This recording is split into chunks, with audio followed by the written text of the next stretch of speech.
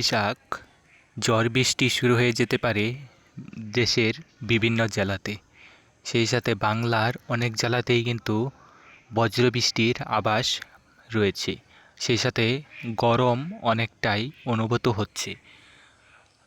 সামনে আরও ভয়াবহ গরম অনুভূত হতে পারে, সেই বিষয়ে বিস্তারিত জানানোর চেষ্টা করব। তাই অবশ্যই সম্পূর্ণ ভিডিওটি দেখুন এবং আগে থেকেই সতর্ক হয়ে যান। চলুন দেখিয়ে দিই। 13ই এপ্রিল মধ্যরাতে বাংলাদেশের সিলেট, সেই সাথে ঢাকার কিছু অঞ্চলে হালকা বৃষ্টি হতে পারে। তবে সারা বাংলাদেশে বা কলকাতাতেও গরম একটা অনুভূত হতে পারে। সেই সাথে পহেলা বৈশাখ কিন্তু বৃষ্টিপাতের একটা বিরাট সম্ভাবনা রয়েছে বাংলাদেশে। যেমন সিলেট, ময়মনসিংহ, ঢাকা, কুমিল্লা, এদিকে কিন্তু বৃষ্টি হতে পারে সকালের দিকে, এবং তা সিলেটের দিকে অগ্রসর হয়ে রংপুর, সেই সাথে কুমিল্লা এদিকেও বিস্তার লাভ করতে পারে বিকেলের দিকে। সেই সাথে ঝালকাঠি এদিকে বৃষ্টি হতে পারে। তবে কলকাতার দিকে এরকম বৃষ্টির সম্ভাবনা নেই। বৃষ্টিপাত কম হওয়ায় বিশাল একটা গরম অনুভূত হবে এবং মধ্যরাতের দিকে সিলেটের দিকে প্রচণ্ড বৃষ্টি একটার সম্ভাবনা রয়েছে পহেলা বৈশাখ মধ্যরাতে। এদিকে বিরাট একটা বৃষ্টিপাতের সম্ভাবনা আপাতত দেখা যাচ্ছে।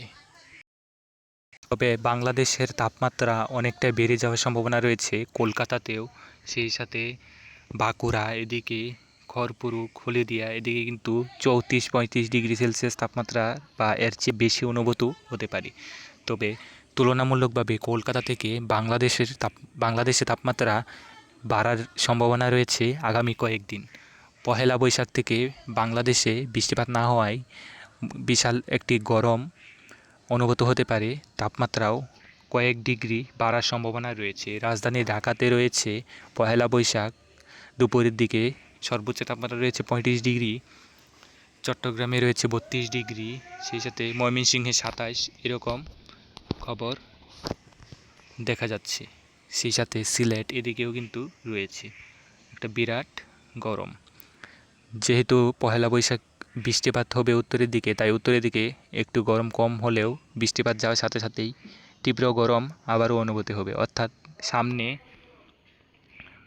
বিশাল একটি গরম আসছে। তাপমাত্রা কিন্তু ধীরে ধীরে বাড়তে শুরু করবে 14ই এপ্রিলের পর বা পহেলা এপ্রিলের পর থেকে। ধীরে ধীরে তাপমাত্রা কোথাও কোথাও 40 ডিগ্রি পর্যন্ত ওঠার সম্ভাবনা রয়েছে, এরকমই বোঝা যাচ্ছে। ধন্যবাদ।